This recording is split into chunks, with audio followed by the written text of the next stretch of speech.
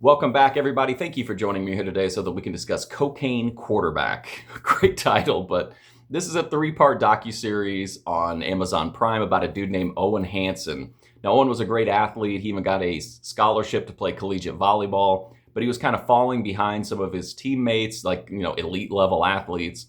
But he decided that if he was going to keep up, he needed to do whatever he had to do. So he started taking performance-enhancing drugs, including, of course, steroids. But eventually he would kind of fall off the volleyball team. And he took kind of like a moonshot opportunity to try to walk on to the USC football team, which that year would go on to become one of like the greatest college football teams of all time.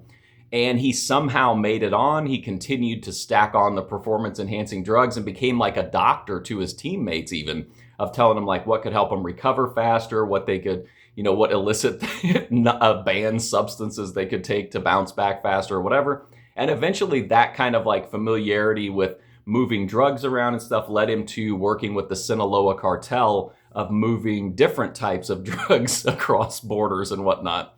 So this is a really interesting documentary. I love true crime documentaries. This one is 3 parts, but it's very brisk. It's very focused. It doesn't have a lot of filler or anything like that. You hear a lot of first-hand stories about what happened, including from Owen himself, as well as the people that he directly dealt with, including teammates, which I thought was kind of interesting.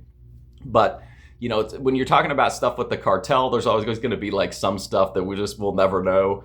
But I feel like this documentary does a good job of giving a really deep dive into who Owen Hansen is and, how his story played out. And I think they do it in a way that's informative, but also kind of entertaining. I feel like the tone here is a little bit different than some documentaries, especially given like the nature of the subject matter. But I think it's well done. I think it's technically sound. It's not really like as flashy or like immersive as some docuseries are, but I think it's just kind of like straight ahead, and I don't really mind that. I don't have an issue with it, but I think it's an interesting story. I think it's well told here. I think if you're interested in true crime or cartel stories or drug trafficking stories or crazy sports stories even, Cocaine Quarterback is definitely worth a look. I give it a recommendation. But if you want to check out more of my reviews, you can go right here on YouTube. I've got a movie review playlist stacked with over 1,000 movie reviews. But thank you so much for watching this one, and hopefully I'll see you soon.